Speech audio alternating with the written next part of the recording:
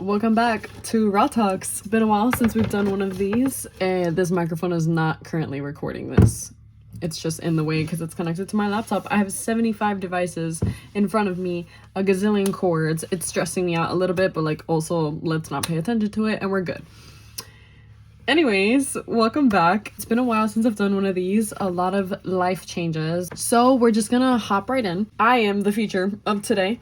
And I'm going to be talking about my creative journey this year because I feel there's been a lot of changes, a lot of new, just a lot of new and a lot of shifts and exciting things have been happening. So I just want to talk about them to hold me accountable and to also have something to reflect to as the year comes to an end. And then I'm going to want to be reflecting. You get the gist. And I made a little plan of what I want to talk about because I tend to get off topic. So I was about to go into a whole story of how I get off topic, which goes to show this is going to be fun. Okay, so my year 2025 Raw Talks, little interview, I guess.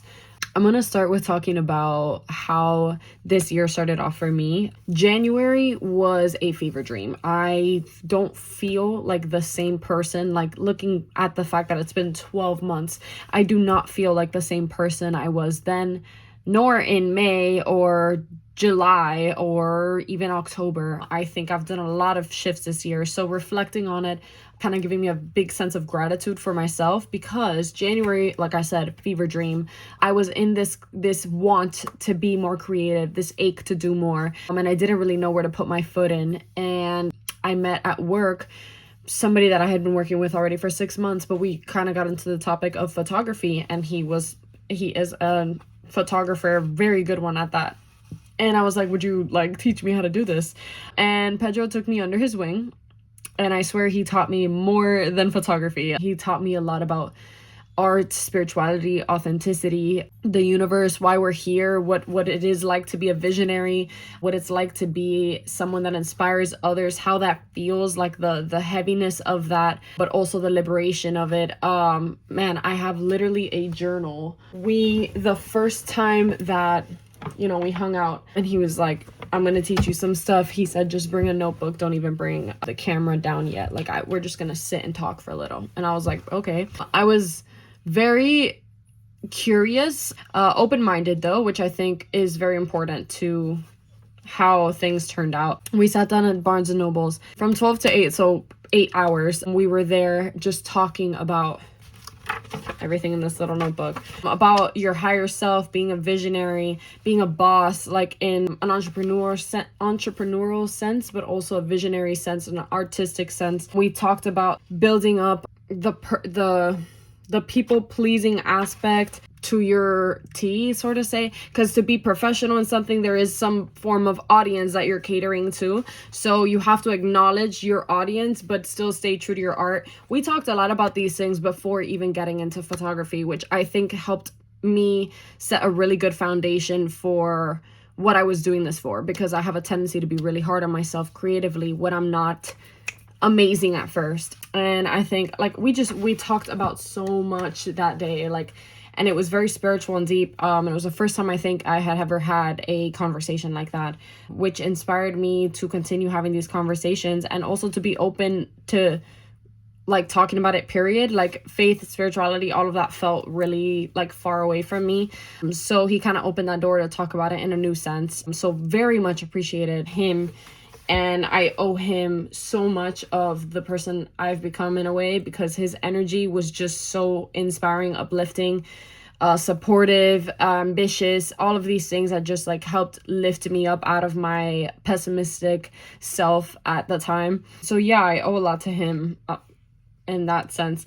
And so a lot of January was that, stepping into photography. I was also blogging a lot. I had a lot of things that I couldn't say, or I felt I couldn't say, and I didn't feel comfortable having conversations with other people about. So I started blogging and writing poetry and all of this stuff, and all of that kind of tied into the ways that I wanted to explore photography, and then later revamp my blog and all of this stuff. So that was how it started this year. And it was based from a point of rock bottom, because December last year and January were kind of a wonky time for me. And I feel like I was like, I have to figure something out that's gonna work for me, because right now I'm just picking off like life. I'm just living. I'm just, what's the word? I'm just breathing. I'm not living. Something like that. Like I wasn't taking full advantage of my life, myself, my potential, free will, like all of this stuff. So yeah, Dochi helped me a lot with that. I started reading The Artist Way because of Dochi's like videos and tribute to it, like when she won her Grammy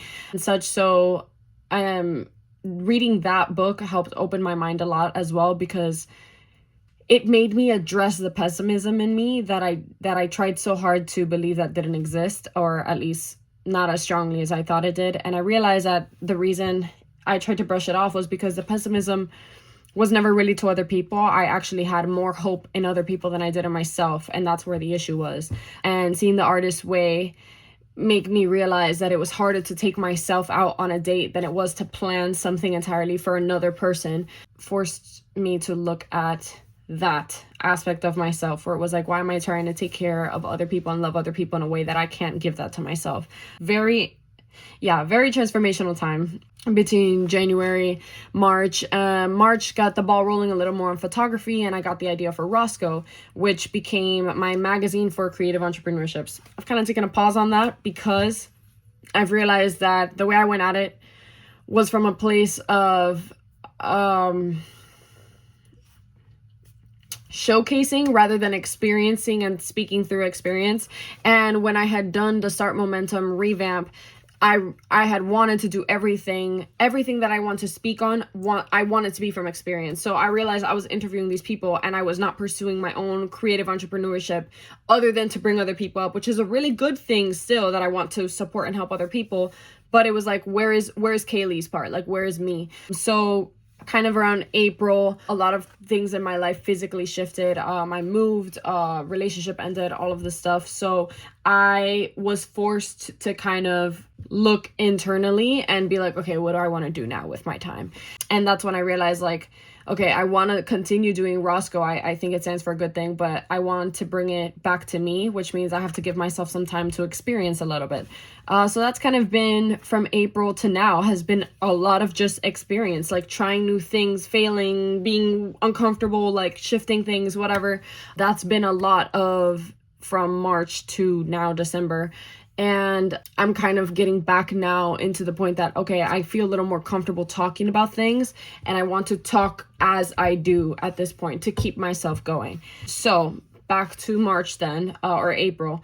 After that, I had gotten into a summer internship for the greenhouse program through Miami, and that was something that was really out of my comfort zone. I didn't expect it. Like, obviously I applied, I was excited, like, you know, but I didn't expect to get it. And then I did, and I was like, oh, I guess we're doing this. And I was still so anxious to call myself an artist and to say that this was something that I could do. So I feel like I didn't really take full advantage of the program, but I think the parts that I did stood out to me so much that, like, they affected me just like as much as I needed it to, in the sense that I remember one of the lunch learns that I went to was the lady was talking about, like, call yourself an artist, like refer to yourself as such, like stop shying away from the title, you know, call yourself what you are.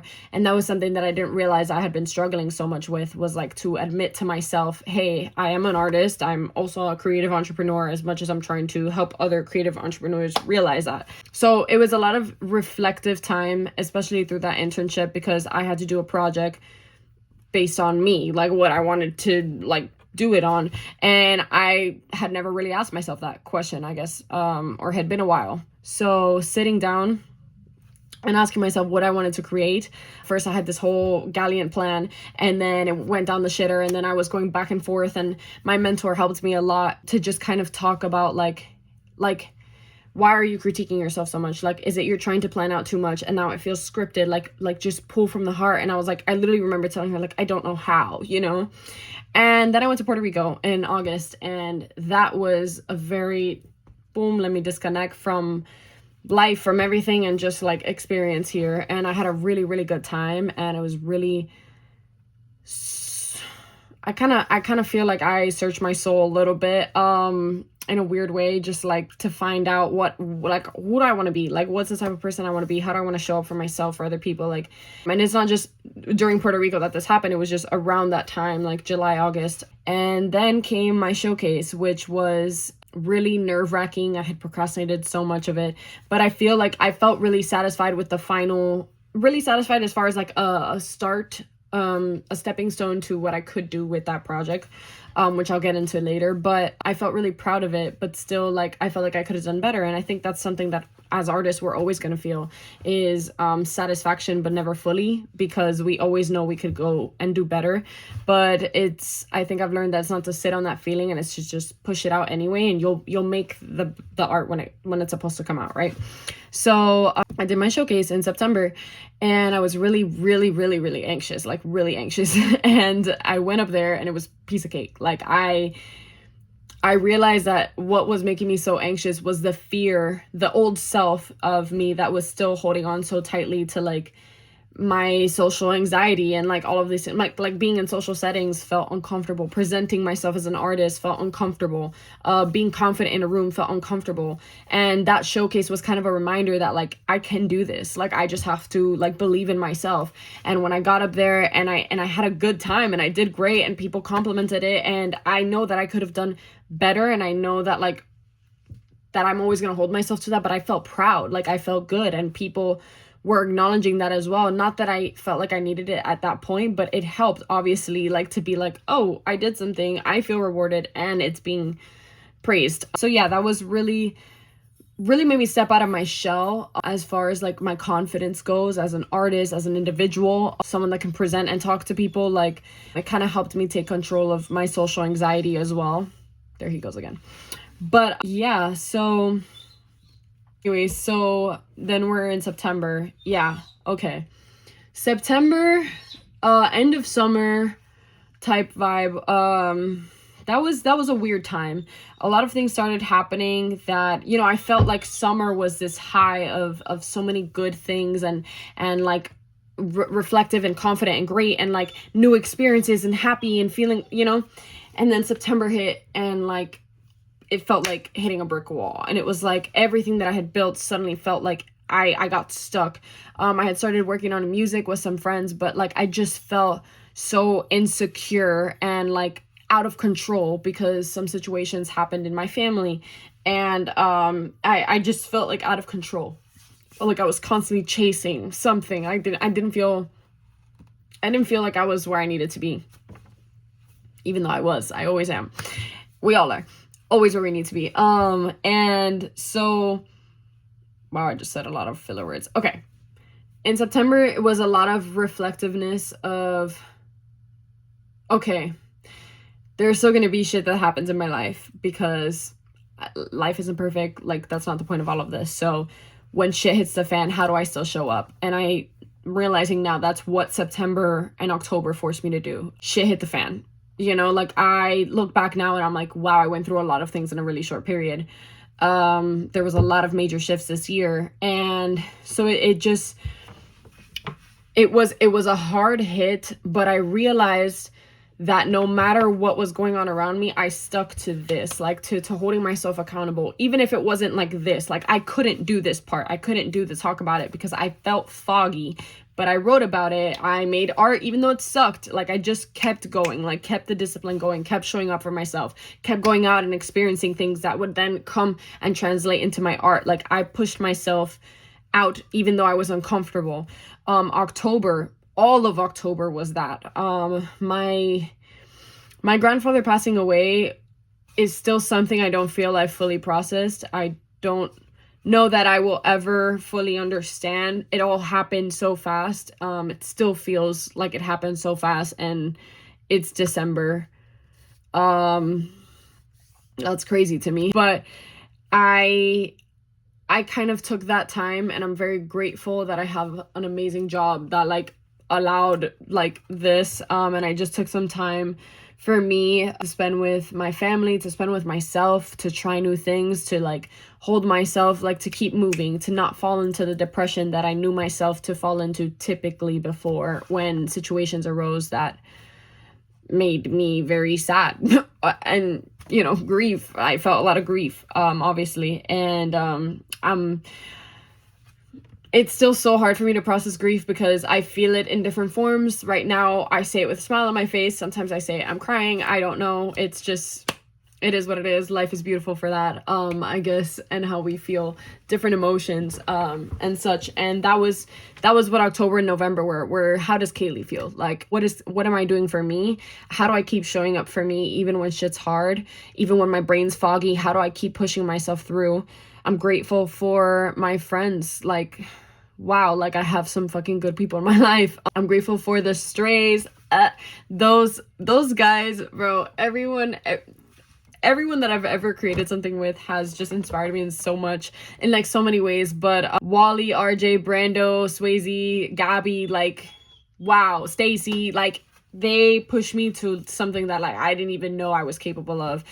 And I can't even explain that because it's really a mental thing. Like, they opened my eyes. The creative, positive energy that is created in the rooms when we're there, even when other people were there, like when Zwan and Hakeem went, and it was still such a good vibe. Like everyone was just so supportive and creative, and like there was not an ounce of like selfish energy, selfish, envious, nothing. It was all just like inspiration, motivation, and it still is every time I hang out with them. So I love them to death, and I'm so grateful for them, and to have people like that in my life that accept me, good, bad, ugly, all of it, and also inspire themselves and hold themselves accountable and keep moving in a good direction. It's really inspiring. And we haven't hung out in a while, but like I know we're all thinking of each other, which is like also makes it really nice, is to know that people are still thinking of you, and we're gonna get back to it. We all just have our lives. Giving ourselves grace. I think that's done wonders for me this year. Is like I've had a lot of good people that have given me a lot of grace. It's been a very transformative, reflective, crazy year. I've been through a lot. I've shifted a lot of phases. I feel like I've gone through so many different types of personalities because I was figuring myself out. But everyone that was around me, I had really good people that stuck through with me, gave me a lot of grace, and I give them a lot of grace, and I give myself a lot of grace. And I think like that's just taught me to be happier and more peaceful, is allowing grace while holding a space for discipline. And yeah, so now we're getting to November, December, which November hit me with a lot of grand scheme ideas. I was like, okay, this is what we've been doing. Where do we want it to start materializing, building for me, right? That's where I came up with ideas of wanting to do like this again, like Raw Talks podcast in general, like speaking.